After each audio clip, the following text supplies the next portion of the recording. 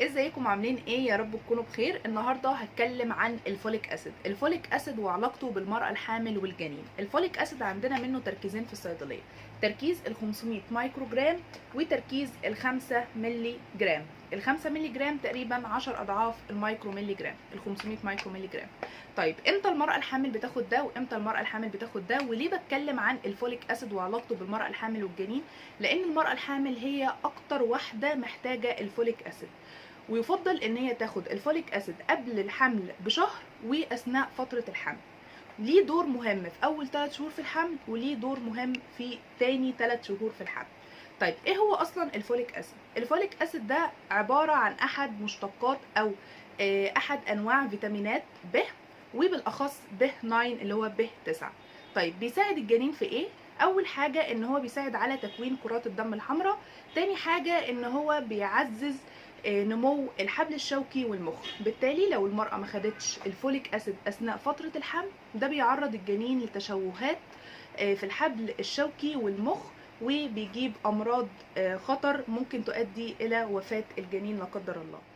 طيب اول 3 شهور الفوليك اسيد بيحمي المرأة الحامل من ايه؟ ان هو بيحمي الجنين من خطورة التعرض للتشوهات الجنينية والامراض اللي بتخص الحبل الشوكي والجهاز العصبي. طيب تاني 3 شهور بيحمي المرأة الحامل من الولادة المبكرة ومن الاجهاض ومن امراض القلب والسكتة الدماغية وكده. طيب يفضل ان المرأة الحامل تمشي على الفوليك اسيد اثناء فترة الحمل كلها، ويفضل ان هي تاخده قبل الحمل بشهر لو هي بتخطط ان هي تحمل. طيب مين هما الناس الاكثر عرضة لنقص الفوليك اسيد؟ المرأة الحامل، واللي بتخطط ان هي تحمل، والمرضعات، والناس اللي عندهم امراض في الكبد وامراض في الكلى، والناس اللي بتاخد ادوية للسكر واللي بتاخد ادوية مضرات للبول. طيب ايه هي الاعراض اللي هتظهر على المريض فاعرف ان ده عنده نقص في الفوليك اسيد؟ اول حاجه هلاقي عنده ضعف في جهاز المناعه، فبالتالي الامراض عنده دايما متكرره. تاني حاجه عنده تعب وارهاق دايما. عنده تورم في اللسان.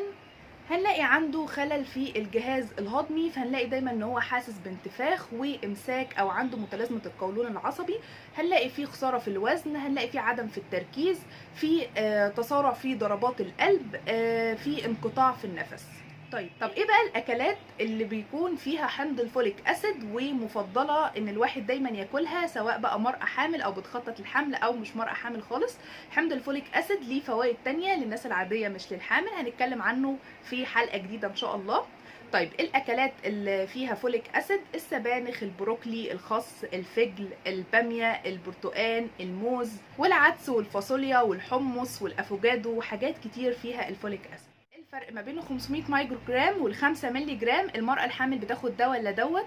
او الفرق بين ده وده؟ ال 500 مايكرو جرام دي الجرعة الأساسية المظبوطة اللي المفروض المرأة الحامل بتاخدها سواء قبل الحمل بشهر أو أثناء فترة الحمل.